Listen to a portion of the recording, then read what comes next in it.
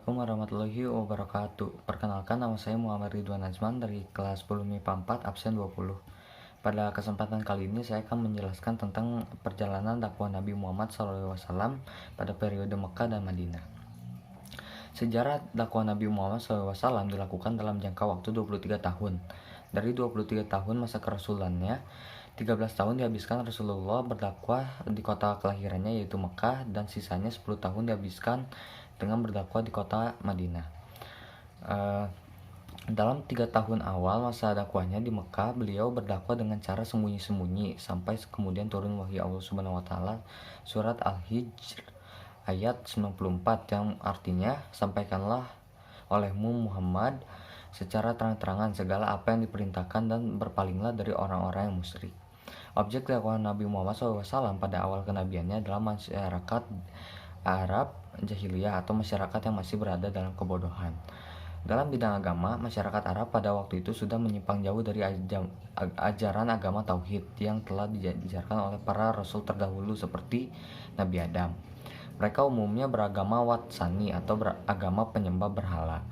Berhala-berhala yang mereka puja mereka letakkan di Ka'bah. Selain itu, ada pula sebagian masyarakat Arab jahiliyah yang menyembah malaikat dan bintang yang dilakukan kaum Sabi'in.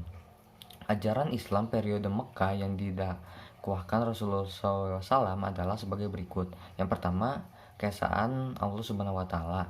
Yang kedua, kesucian jiwa. Yang ketiga, yang pertama keesaan Allah Subhanahu wa taala, yang kedua ke hari kiamat sebagai hari pembalasan, tiga kesucian jiwa, empat persaudaraan dan persatuan.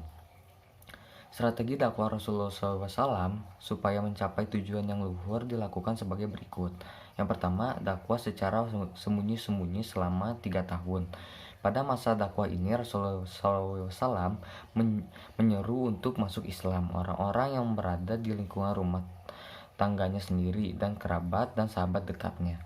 2. Dakwah secara terang-terangan. Dakwah ini dimulai sejak tahun keempat dari kenabiannya, yaitu setelah turunnya wahyu yang berisi perintah Allah Subhanahu wa taala agar dakwah dilakukan secara terang-terangan.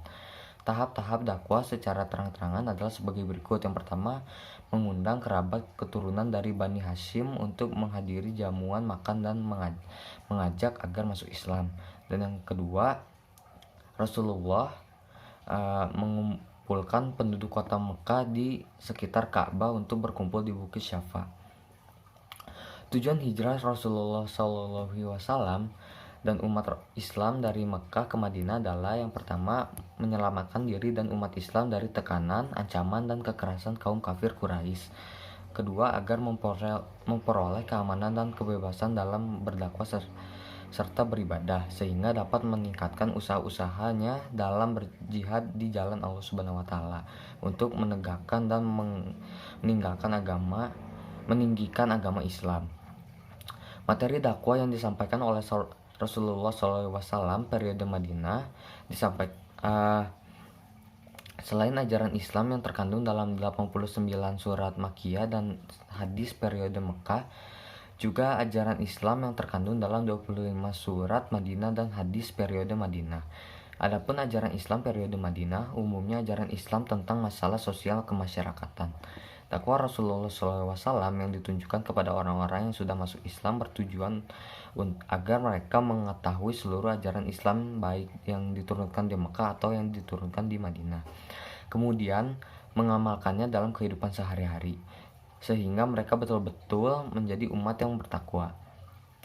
Di samping itu, Rasulullah SAW juga melakukan usaha-usaha nyata agar terwujud persaudaraan sesama umat Islam dan terbentuk masyarakat Madani di Madinah. Tidak selamanya dakwah Rasulullah SAW berjalan dengan lancar karena banyak halangan dan ancaman yang dilakukan oleh kaum kafir Quraisy, seperti yang ditulis dalam Quran surah Al-Hajj ayat 39 dan surat Al-Baqarah ayat 190.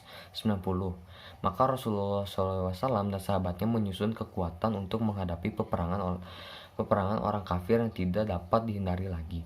Perang ini tidak bertujuan untuk melakukan penjajahan atau meraih harta rampasan perang, tetapi bertujuan untuk membela diri dan membela kehormatan, menjamin kelancaran dakwah dan memberi kesempatan kepada mereka yang hendak menganutnya. Selanjutnya, untuk memelihara umat Islam agar tidak dihancurkan oleh bala tentara Persia dan Romawi. Peperangan itu antara lain yaitu yang pertama, Perang Mut'ah. Perang ini antara umat Islam melawan tentara Ghassan yang mendapat bantuan dari Romawi. Perang ini dimenangkan oleh pasukan Rasulullah. 2. Perang Tabuk. Perang ini antara umat Rasulullah melawan pasukan Heraklius dan dimenangkan oleh pasukan Rasulullah. Perang Tabuk ini merupakan perang takdir terakhir yang diikuti oleh Rasulullah SAW. 3. Perang Badar. Perang ini merupakan perang antara kaum muslimin Madinah dan kaum musyrikin Quraisy Mekah. Perang ini dimenangkan oleh kaum muslimin Madinah. 4. Perang Uhud. Perang ini antara pasukan musyrikin Quraisy dan kaum muslimin Madinah. Perang ini dimenangkan oleh pasukan Rasulullah SAW. 5. Perang Kadhaq. Perang ini merupakan perang antara kaum muslimin Madinah melawan masyarakat Yahudi Madinah. Peperangan ini membuat masyarakat Madinah menderita karena hubungan mereka dengan dunia luar terputus. Namun pertolongan Allah Subhanahu wa taala menyelamatkan kaum muslimin. 6. Perang Hunain. Perang ini antara kaum musyrikin melawan umat Islam yang terjadi di kota Hunain. Perang ini dimenangkan oleh kaum muslimin yang dipimpin oleh Rasulullah SAW. Strategi dakwah Rasulullah SAW periode Madinah antara lain: yang pertama, berdakwah mulai dari diri sendiri. 2. Metode dakwah sesuai dengan petunjuk dari Allah Subhanahu wa taala. 3. Berdakwah itu hukumnya wajib bagi Rasulullah SAW dan umatnya sesuai dengan petunjuk Allah Subhanahu wa taala. 4. Berdakwah dilandasi dengan niat ikhlas. Usaha-usaha yang dilakukan Rasulullah SAW dalam mewujudkan masyarakat Islam adalah sebagai berikut. Yang pertama, membangun Masjid Quba. Kedua, mempersaudarakan kaum Muhajirin dan kaum Ansor. Dan yang ketiga, perjanjian bantu-membantu antara umat Islam dan non-Muslim. Pada masa Rasulullah, penduduk Madinah mayoritas sudah beragama Islam. Sebagai kepala negara, Rasulullah SAW telah meletakkan dasar bagi setiap sistem politik Islam. Selain itu, Nabi Muhammad SAW mengatur organisasi masyarakat Arab yang telah memeluk Islam. Petugas keamanan dari para dai dikirim ke daerah-daerah untuk mengajarkan Islam, menganut peradilan, dan memungut zakat.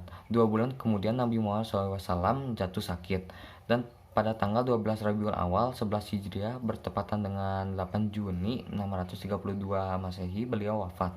Sekian dari saya, mohon maaf bila banyak kesalahan. Wassalamualaikum warahmatullahi wabarakatuh.